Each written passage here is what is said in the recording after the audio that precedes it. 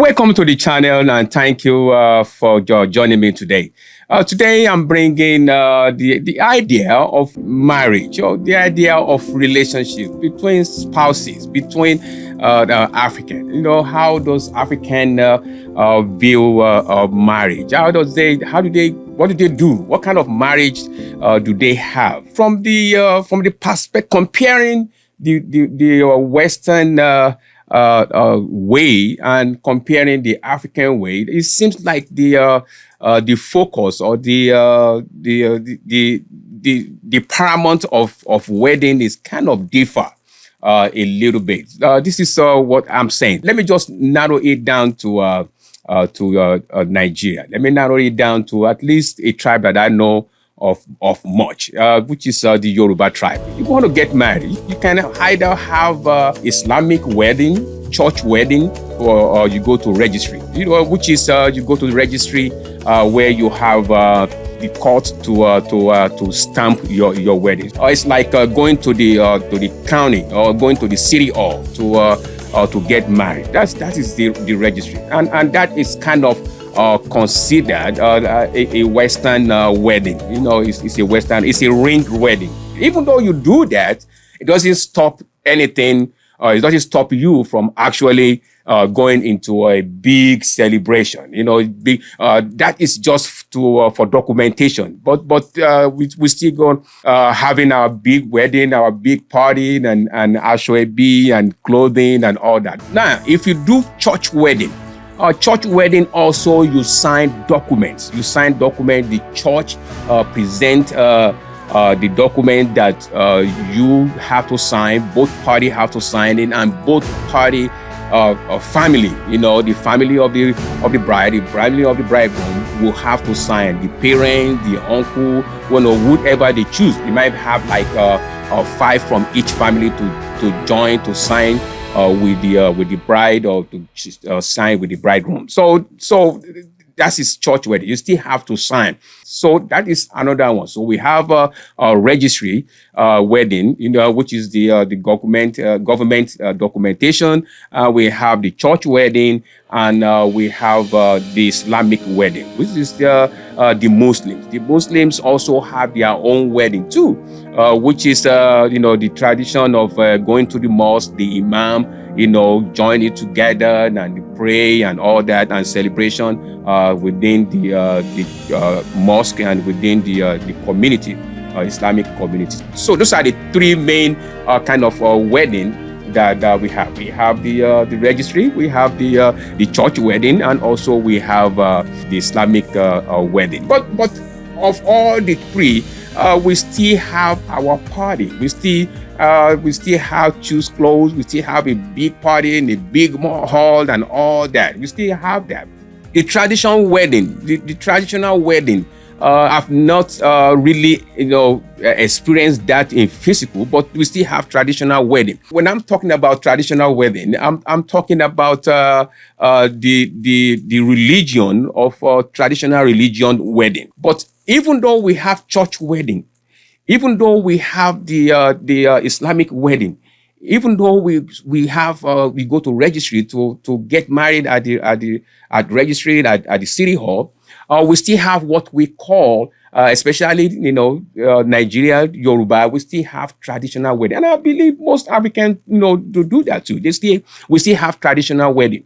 Traditional wedding is the wedding that's how our ancestors used to get married. That's the same way our ancestors get married, which when or we can call it engagement. So this is when the family of the bride and the family of the bridegroom supposedly are meeting for the first time, and the bridegroom is seeking the hand of the bride in marriage. So they are meeting. One is sitting on this side. The family of this is sitting on this side. His family of the other person is sitting on this side, and the family of the bridegroom is coming with a letter saying, I want your daughter, and blah, blah, blah, and they present it to the family, and they make it really nice, very interesting. I hope one day I will be able to kind of,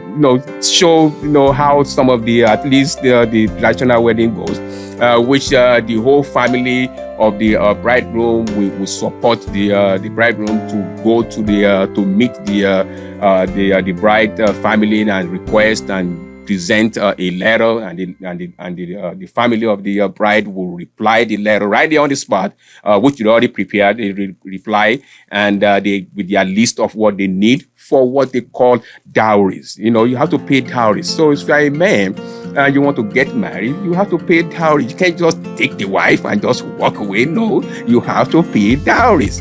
You have to pay because the parents of your bride is been taking care of her for all this year, preparing her for you to have a wonderful life together with your partner. So you can't just go in there and just take and go. No, you have to pay some things. I mean, something. So some of the things that they might request you to bring some potatoes, some banana, some orange, some soda. They just little things, just to say, to continue the tradition. When the family or the bride gets that, they share all those little, even a can of soda, they would share it with everybody that is available in the family of the bride. This is African thinking, this African way of marriage. As an African, they believe that your family of both sides have to accept each other. They have to accept. If my wife's family doesn't accept me, then I'm having problem. They don't consider it like a good idea for you to go ahead with it, because they believe that you are not only marrying your husband or your wife, you also marrying their family, because their family, they 100% behind you. In case anything goes wrong, they are there for you. They support you. They give advice. They make sure everything goes fine. So the family, the two families are married too. Especially, the wife, the bride will kind of drop her last name and pick up the other name and her husband's name. So it's like we are married. So not only just the two people who are getting married, it's also the family too are getting married, and that is where it kind of get complicated. It's not complicated, but it makes the marriage so solid that it's difficult for us to just dissolve it. Don't get me wrong now. There's divorces. The people divorce. The people separated. People go their different way and different. If it doesn't work out, they do that. But I'm just saying that it's difficult for you to. It's difficult to just break it out. It's just break it out. But we do have divorces. People do break up, and people go their separate ways. But the difference is this now. Once you are married at one time, and we have this elaborate celebration where you can marry 10 other person after that. But the first one is the one that will be recognized. Is the first one is what people look at and say, yeah, this is the husband, this is the wife, even though you might not even seen each other for 20 years. They still ask you, how is your, whatever, If 20 years after you've been separated, you've been divorced, if your family, your ex-husband family is doing something or something happened in their family, you are still expected to show off. Even if it's for 5 minutes, you're still expected to show off. So if you heard about it, you go there for 5 minutes or 10 minutes or whatever, depending, because the thing is, you marry the family too. You actually divorce with their son or you divorce their daughter, you still, kind of sort of maybe kind of relationship, part of that family. So we see that happen. And the same way, if it's the husband, if you separated for 20 years or whatever long, and you heard that the family of your ex-wife is doing something, you are still kind of expected, if you can, just to show up and leave. Because the first one is actually people recognized as the husband. And once you do all that partying thing and all that, if you're trying to do party things again, not many people will kind of show up, and you're probably not going to do it anyway to do elaborate because you have done it before. It's only one time. Marriage is not just about the document. It's also about, you know, the feeling, the soul, and that is why most people, you know, they don't really want to go into registry, you know, and that's the choice of your wedding or the kind of marriage, the formation of the marriage you chose, kind of also have to do with your level of education. You know, sometimes if you don't think I'm not going to need anything from the government, you don't have to go to registry. But if you want to get a divorce, you can still go to the registry and say you want to get a divorce, because the church cannot have a document that says you are once married, and or the mosque cannot have a document that says you are once married, even though the court doesn't have a copy, or the government don't have a copy. If you go there, they are still going to separate you and stamp a divorce. So African wedding and marriage is more based on the soul-to-soul agreement, rather than more of maybe just you have to have a document to kind of show forth. So it's more of soul to soul, family to family, and that is how everybody is bound together. It's very fun.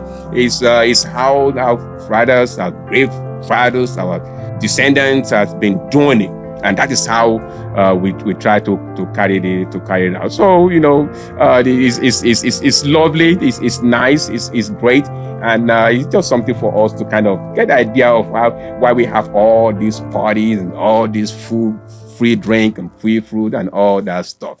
Thank you for joining me today. Thank you for taking your time out. If you have any question, I'm here to answer your question. You can comment on the bottom of this video, and you can share your own experience. If I'm missing something else out, ask question, and I will be try my best to give you an answer. If this is your first time watching this video, I'm inviting you right now to subscribe to the channel. I'm inviting you to hit like and also share this video. Above that, I want you to comment on this video. Thank you once again. Thank you for taking your time out. Until I see you in the next video, I say have a wonderful day.